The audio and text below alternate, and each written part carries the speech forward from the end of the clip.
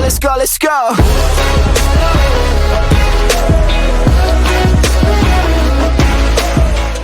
If you're watching this video and have at least visited one theme park from the Six Flags chain, you might remember this coaster right here. This is a B&M invert, the definition of copy and paste, as they're across almost all Six Flags parks. And while these clones can be considered nothing special, down south in the Lone Star State, Six Flags Fiesta, Texas in San Antonio, Texas is home to a Batman clone with a longer history than what meets the eye, including being one of the few coasters that survived a literal hurricane, one of the worst in American history. This is the story of how Goliath at Six Flags Fiesta, Texas came to be. This superstorm is expected to be a Category 5 hurricane with winds up to 300 miles per hour. Believe it or not, the story of a hurricane-surviving coaster starts in the other half of the world, in the country of Japan. In 1995, a new coaster was debuted into a rather obscure and not-known park. The park was called Adokyu Gotemba Family Land, located in Shizuoka, Japan.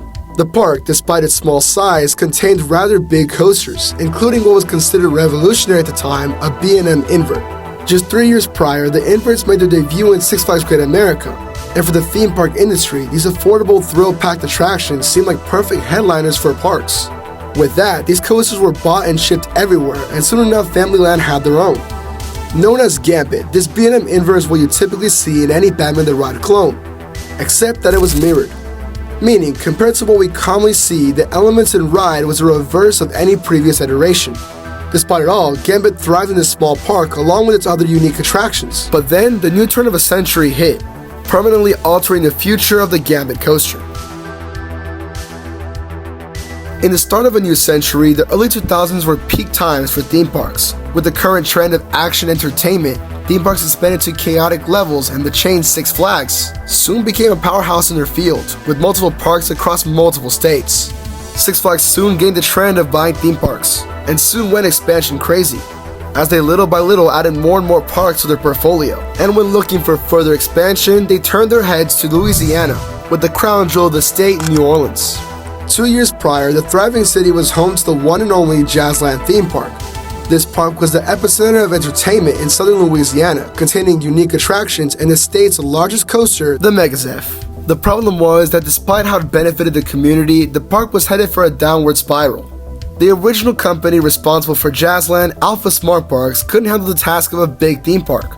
Their previous experience was solely running water parks or smaller arcade centers, not even close to a full 140 acres of theme park rides. So in just 2 years, the park was headed for closure until Six Flags stepped in. Jazzland had potential, and Six Flags saw it. So in 2002, when Six Flags bought the park, they decided to close it down and completely transform the land, filling it with fresh paint, new looks, and of course, new rides. Now, while Six Flags did fill the property with brand new things, it would have been really costly to do ground-up attractions all over the park, so they bought out. And in 2002, Familyland, now known as Thrill Valley, got a call from old Mr. Six himself.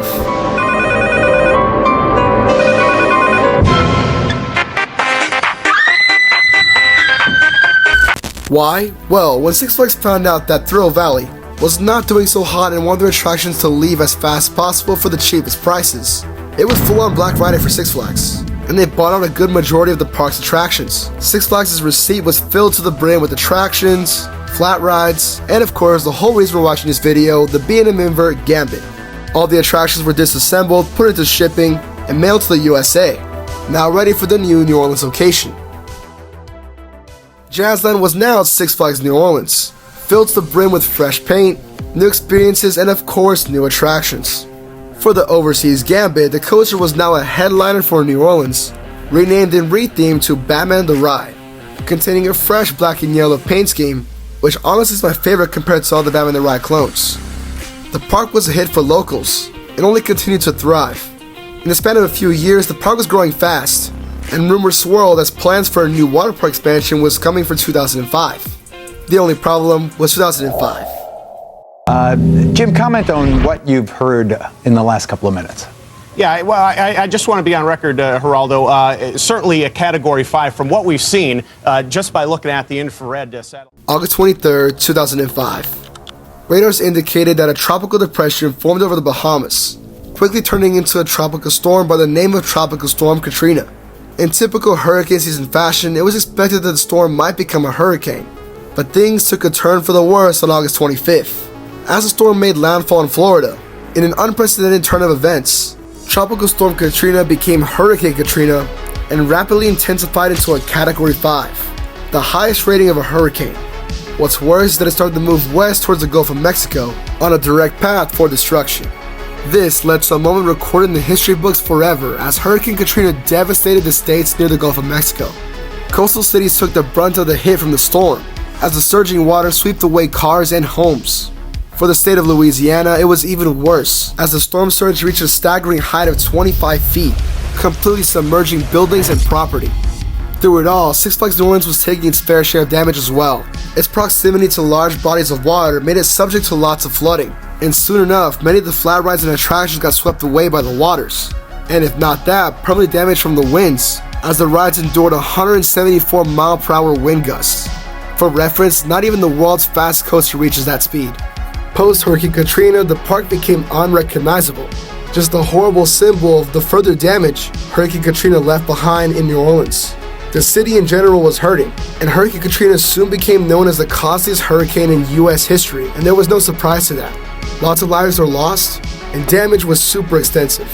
As for the park, it was a complete zone of disrepair, and its future was now uncertain. As the weeks flew by since one of America's biggest natural disasters in history, all coastal cities and towns finally entered the rebuilding phase since the hurricane, and the city of New Orleans slowly but surely began the process to rebuild and renovate their city. For Six Flags New Orleans, the park remained stagnant. You see, what many didn't know is that behind the scenes, prior to the hurricane, Six Flags was having trouble. Despite the mass spending spree, they didn't have the money to back it up, and none of their new parks or rides were profiting, meaning they had to cut some parks. In fact, one of these cuts led to one of the most controversial moves from Six Flags history, the loss of Six Flags Astroworld in Houston. In 2005, the park closed permanently to what was believed as a way to gain money back, and instead was a bigger loss than a gain, meaning Six Flags just lost money and a whole theme park. But the problems didn't stop there. The situation in New Orleans only made things worse for Six Flags, as the damage was way too extensive for them to rebuild New Orleans. And what many don't know was that previously, before the hurricane, Six Flags had some parks on the chopping block, and it was widely considered that New Orleans was on that list, considering it had one of the lowest profitability rates in all the Six Flags parks. Meaning, yes, it was only a matter of time before the park got gutted anyway.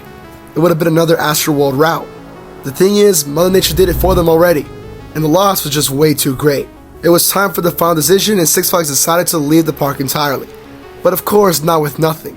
After surveying their wreckage and seeing what they could salvage, surprisingly, some rides were actually able to be saved, and missed the bulk of the damage from the hurricane, including one of the biggest coasters in the park, Batman the Ride. How exactly did it happen? Well, when the hurricane hit the park and the water started to rise, the biggest reason for disaster in the park was the water itself. A lot of ride systems and attractions got flooded entirely, damaging the equipment. But for Batman the Ride, it was a special case. The inverted notion of the coaster allowed the water levels to just miss the important parts of the ride, and this lucky break allowed for the trains, the support systems, and everything important to be safe, making the attraction savable. And when Six Flags found that out, they took some of the other attractions in the park, dismantled them, and shipped them away for future use. After all, they had to save whatever was left, and somehow they managed. 3 years later, since the tragedy of Louisiana, renovations seriously improved the lifestyle of New Orleans, and most of everything got rebuilt. Everything except the park of Six Flags New Orleans. To this day, the park is still abandoned, with a lot of the old attractions still on site, rusting away never to be experienced again. But some rides made it out, and more specifically Batman the Ride. After Six Flags dismantled the coaster and shipped it over, they decided the best place to put this new ride was in Six Flags Fiesta Texas in San Antonio, Texas. The park desperately needed a new thrill ride and a new icon for the park entrance. So when Six Flags found out that the new Batman ride could be salvageable and repaired, it would soon be operational again, but in the Lone Star State. And when the 2008 season arrived for Fiesta Texas, park guests were in for a huge surprise with the newest edition of Goliath, the new icon for Fiesta Texas, soon to be thrilling riders, and the very first thing you'll see when walking into the gates of the park. It was a new ride for the park, but its history was definitely not. And somehow, someway, this coaster managed to be shipped from Japan, rebuilt to New Orleans, handled a hurricane, and shipped again to Texas, still operational to this day. If you look at other coasters' histories, there is a common trend in a lot of them going defunct after mishaps during shipping. the most dangerous part for a roller coaster, as they're really fragile, and any kind of constant shipment can put the coaster at risk of being destroyed. And yet, the coaster still made it out. Many might wonder why this coaster is named Goliath instead of Batman the Ride like its predecessors, but this name suits the ride. And after all, the park could have easily themed it to Batman again, since at the time they didn't have a Batman attraction in their park. But after seeing this history, the name Goliath makes sense. It takes a Goliath of a ride to endure all these trials and survive a literal hurricane, only to still be operational to this day. In present time 2024, the coaster continues to thrive by drawing in guests every single day, and even now continuing to receive brand new updates, as the coaster is currently receiving a brand new paint scheme. To many, B&M invert clones are just pretty basic, but the one in Fiesta, Texas has a very special story, and despite its clone ride experience, no one can clone the history it went through. So the next time you're visiting Fiesta, Texas in San Antonio, despite the Lone Star State having 3 of the exact same coasters, it's always worth a ride on Goliath. You're riding the only B&M invert that survived the hurricane and lived to tell the story now. Definitely a rare credit. So the real question is, have you ridden Goliath before? Comment down below. And if you want to see more history videos like this, be sure to like button and subscribe, and comment which history video you want to see next. Anyways, thank you for watching, and this is JB Thrills signing out.